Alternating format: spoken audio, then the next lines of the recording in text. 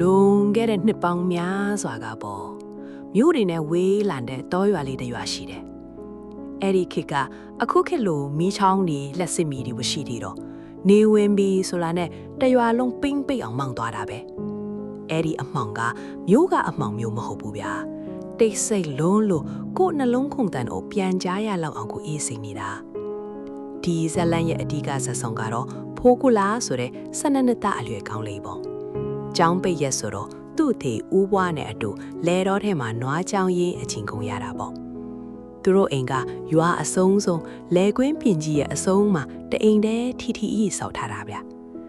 နေဝင်ကြီးဒီတော့အချင်းနွားတွေကိုခြံထဲသွင်းနေတော့ဝါယုံပင်ဒီလေးတိုက်လို့တချိချိမိတန်ကြားရင်ပဲဖိုးကူလာတရံကြက်သီးတွေထော်စိမ့်လာတော့တာပဲအဲ့ဒီညမှာပဲဦးဘွားကထူးထူးဆန်းဆန်းပစ္စည်းတစ်ခုကိုအိမ်ပေါ်ယူလာလေအဲလာကတော့အနီရောင်သားနေတဲ့တစ်သားနဲ့ထူလုပ်ထားတဲ့ရှေးဟောင်းဖျားစင်တူတော်တဆူပဲဦးဘွားကဒီလိုရှေးဟောင်းပစ္စည်းဆိုအယူအမှုစူဆောင်းတတ်သူဆိုတော့စိတ်လှရှားနေတာပေါ့ဒါပေမဲ့ဖိုးကူလာအနေတော်များကတော့ကြည့်ရတာစိတ်ထဲတစ်မျိုးကြီးဖြစ်နေတယ်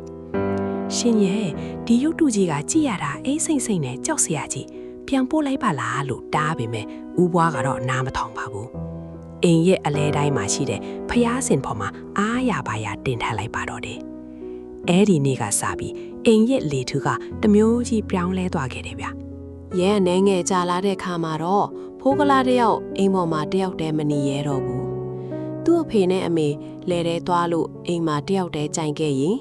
တစုံတယောက်ကသူ့လေဘင်းကိုအနောက်ကနေလေနဲ့လာမှုန့်တလိုမျိုးအေးစိမ့်စိမ့်ကြီးခံစားရတတ်တယ်။မျက်စိအစုံကနေကြည့်လိုက်ရင်လည်းအင်္ဂလန်တိုင်းနောက်ကိုအရေးမဲကြီးတစ်ခုခွက်ခနဲပြေးဝင်သွားတာခဏခဏမြင်နေရတယ်လေ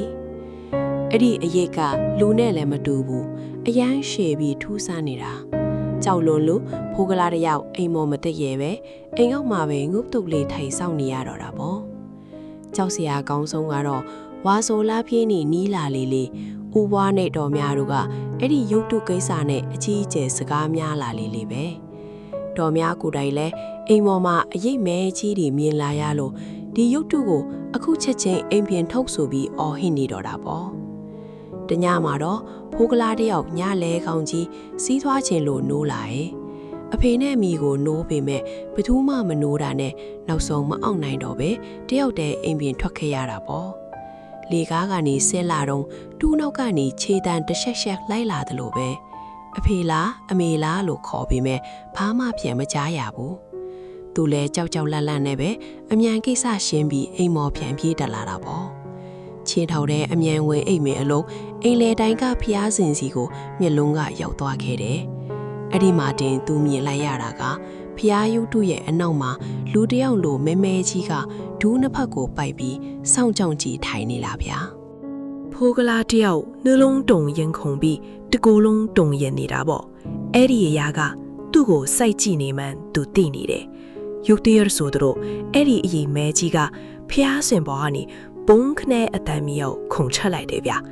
ဖိုးကလာလည်းကြောက်လွန်းလို့စောင့်ကိုခေါင်းပြီးခြုံနေအသက်တုံမရှူရဲပဲအိတ်ချင်ရောင်စောင့်နေရတော့တာပေါ့အချိန်တော်တော်ကြာလို့ငိမ့်သွားပြီးအထင်နဲ့စောင့်ကိုအသာလေးဖယ်ကြည့်လိုက်တာ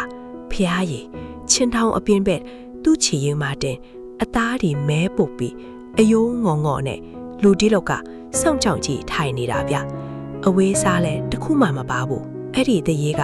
ဖိုးကလားကိုစိုက်ကြည့်ရင်းနဲ့သူ့ပါဆက်ကြီးကိုနားရွက်တိုင်အောင်ဖြဲပြီးဖြုံးပြလိုက်တာအဲ့ဒီကြောင်မဖွယ်မြင်ကွင်းကြောင့်ဖိုးကလားလဲဘာမှမသိတော့ပဲတတိလက်သွားပါလေရောနောက်တနေ့မနက်မှာတော့ဖိုးကလားတယောက်ကိုပူကြီးပြီးဖျားနေတော့တာပေါ့ဖျားစင်ဘက်ကိုလှဲ့ကြည့်ရုံနဲ့တင်တုံတုံရင်ရင်ဖြစ်ပြီးငိုနေတော့တာဒါကိုမြင်တော့တော်များလဲမခံနိုင်တော့ဘူးရှင်ဒီရုပ်တုကိုအခုချက်ချင်းအိမ်ပြင်ထုတ်သွားတော့မဟုတ်ရင်ကျမခလီကိုခေါ်ပြီးတခြားမှာသွားနေမယ်လို့ရာစထန်ပေးလိုက်တော့မှဦးဘွားလဲကြောက်ကြောက်လန့်လန့်နဲ့ရုပ်တုကိုယူပြီးရွာဦးကျောက်ဆရာတော်စီအမြန်ပြေးကြတော့တာပေါ့ကျောင်းကိုရောက်ရောက်ချင်းမှာပဲဆရာတော်ကရုပ်တုကိုမင်တာနဲ့မင်းဒါကိုအိမ်ထဲဘဲလို့တွင်းရဲတာလဲလို့ငေါက်လိုက်တာဗျာဆရာတော်ကအမွေးတိုင်ထွန်ဂါထာတွေယူပြီးရေစင်နဲ့ပတ်လိုက်တဲ့အခါမှာတော့အားလုံးအံ့ဩသွားရတယ်ရုပ်တုအောက်ခြေကနေပုတ်စော်နံလာတဲ့ ရေမဲကြီးတွေစီးကြလာတာလေဆရာတော်ကရုတ်တုအောက်ခြေကိုလှန်ပြလိုက်တော့မှအားလုံးကြက်တီထွားရတယ်အဲ့ဒီမှာအဝင်းနဲ့လေးနဲ့ထုတ်ထားတဲ့အစီရင်တစ်ခုရှိနေတာဗျာအဲ့ဒါကိုဖြည့်ကြည့်လိုက်တော့တင်ချိုင်းမြေတွေနဲ့အယိုးပြားတွေထွက်လာတယ်ဒါတည်းမကသေးဘူးဗျာဆရာတော်ကရုတ်တုကိုမြေကြီးမော်ခောက်ချလိုက်တဲ့အခါလူသွားတွေလက်သေးခွံတွေနဲ့စံပင်စုကြီးတစ်ခုပါကျလာတာ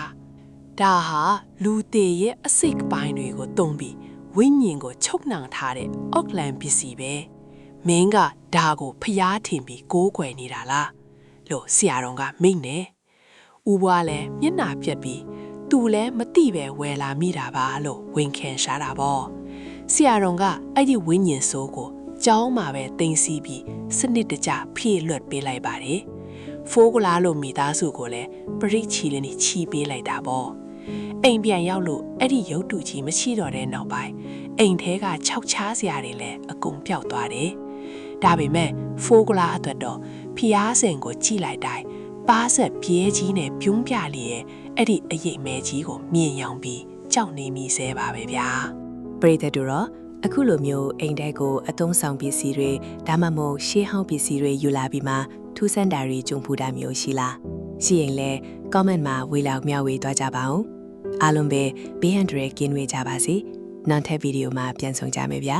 ကျေးဇူးတင်ပါတယ်ရှင်